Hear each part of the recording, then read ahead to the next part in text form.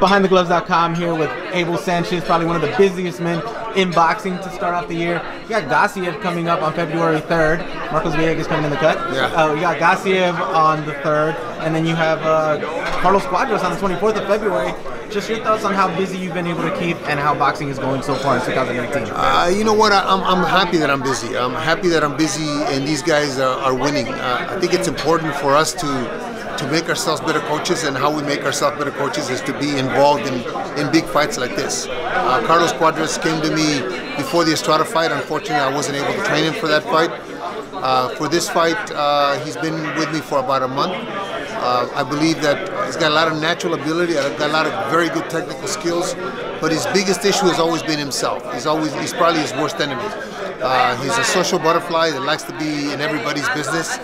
Fortunately for me, my gym is a very quiet gym. There's no fans, there's nobody there to talk to. All my other fighters, mostly Russian, so he's got nobody to talk to. So he's given us in the gym what we require in Big Bear. He's given us hard work, he's given us discipline, and the first week was a little difficult for him, but now he's kind of taken to it.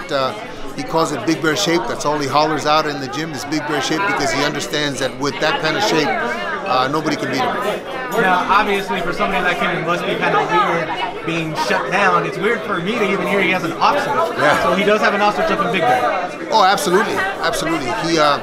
He has to understand that how he's done it in the past hasn't worked, and not that it hasn't worked. He's 36-2, but he got beat in fights only because he failed towards the second part of the fight.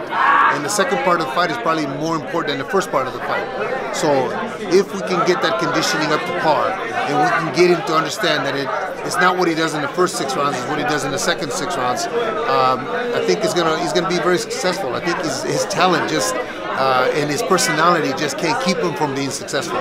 With that being said, he has the talent and the skill to get a victory over Mick Williams. Oh, absolutely, absolutely. I think McWilliams gave Chocolatito a very difficult fight, but I think Carlos's ability and Carlos's talent will be too much for McWilliams in the second part of the fight.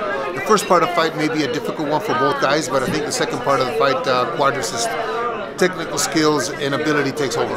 Now let's talk about a fight that happens before this one, and that's the Murat Gassiev versus Dorticos, and a Cuban fighter who actually is not known for moving around a lot. He's actually more of a heavy-hitting type of fighter. Your thoughts on that fight and how Gassiev can pull that fight off? You know, I'm surprised that the networks here in the States haven't bought that fight. You're talking about the 2 best cruiserweights, and probably 2 of the best fighters in the world. I think the most marketable guys in this tournament are Gassiev and Dorticos because of the punching power. We know that Dorticos can punch. We're going to find out if he can take a punch.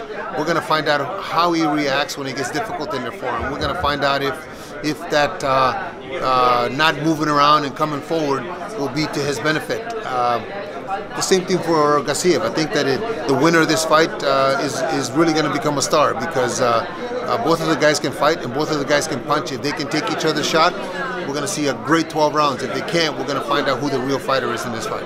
Who do you have winning the Usyk versus Briedis? I think Usyk should win that fight. I think Usyk's style is in Olympic ability and Olympic pedigree, I think will be too much for Briedis. It won't be a fan-friendly fight because Briedis likes to hug a lot, but it'll be the kind of fight that the guys that win between Dorticos and Gassiev will have a very difficult time with the winner of that fight, because they're both very good, Usyk being better. Now, ultimately, the final question I have for you is what everybody's talking about. Last week, Eric Gomez, president of Golden Boy, said Triple G versus Canelo 2 is 98% done. Your thoughts on just trying just to get back to that point, to where you guys have a fight signed and you have Triple G in camp? It wasn't 10 minutes or 15 minutes later that Oscar, the president of that company, came out and said that that's not true. Yeah. They're very far apart. I believe that they're negotiating. It's not up to Oscar, it's not up to Eric, it's not up to Tom. It's up to Canelo and Golovkin to agree to terms that they're putting together. All we can do is take it to them, all they can do is take it to them, and they have to agree. I don't know where it's at percentage-wise. I just know that I'm looking forward to a May 5th fight.